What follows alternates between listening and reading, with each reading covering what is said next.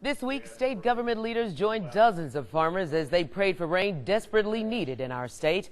They bowed their heads, which is in Livonia and in Franklin County, northeast Georgia. It's also an opportunity for the farmers to share the impact the drought has had on their way of life. Well, as we resume our look at the Georgia drought on this week's Public Affairs on Peach, we want to welcome Jack Spruill from the Georgia Department of Agriculture. You're also a farmer. Welcome, Jack. Thank you, Gloria. Glad to be here. Thank you for being here, I tell you. So what you're hearing from your colleagues who are farmers all over the state, I'm sure certain groups you're hearing and they're telling you about the challenges that they're having with the water shortage. Talk about some of this.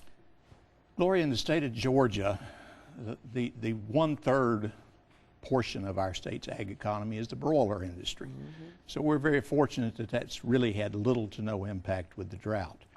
But if you look at the latest surveys from the University of Georgia, which we have to go by, although they are somewhat dated, they run a year behind normally.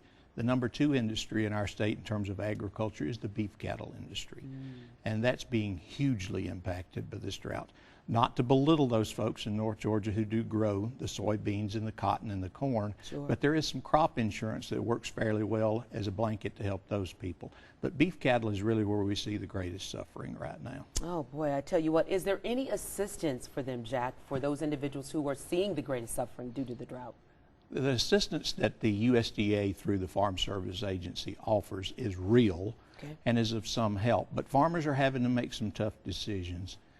One of the things that is not an evil word in the cattle business is the word culling. It is normal to cull cattle. It is normal that genetic replacements are superior to your herd, and voluntary culling is an effective method to improve your herd of cows. Unfortunately now, because of drought, lack of hay, circumstances beyond their control, beef cattle farmers are doing what I will term involuntary culling. They're forced to take their future to some degree, which is the cow herd that they have built, the genetics they've worked toward, and because of lack of feedstuffs, they're having to sell those cattle.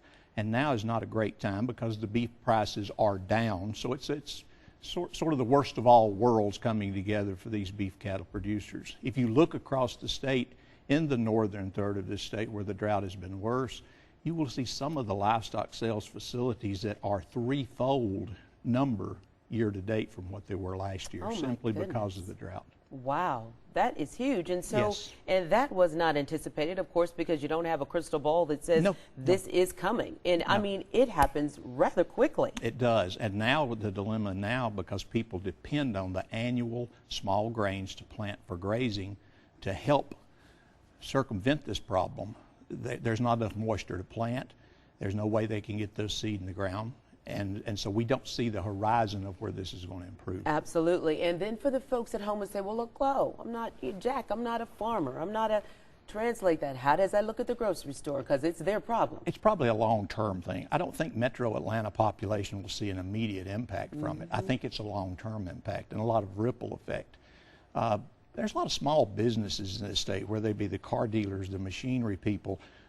These farmers have to make some pretty hard decisions with disposable income. They're not going to buy mom the new car. They're not going to go and make those investments.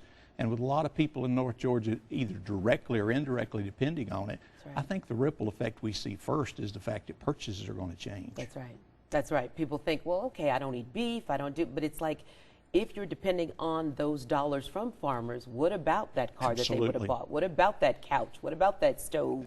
Those clothes? All of that. They will be delayed, Gloria, no question. Absolutely. Oh my goodness, that is something. It's amazing how when all of these things come into play and we experience drought conditions, it has a huge ripple effect. It does. It absolutely does. You think that the farmer is the one who will suffer, and he will. It's hard to convince the farmer who goes out there and looks at his fields, his pastures, and the brown that is everywhere now, that, you know, he certainly has tunnel vision towards seeing what his dilemma is. But what it causes downstream in that ripple effect, people don't take into account. You better believe it. Jack Spruill, thank you. Thank you. Thank you, Gloria. Making us aware. It is our world, no question. When Public Affairs on Peach returns, the many headaches the drought poses for Georgia firefighters. That's something we definitely want to get into. Back in a moment.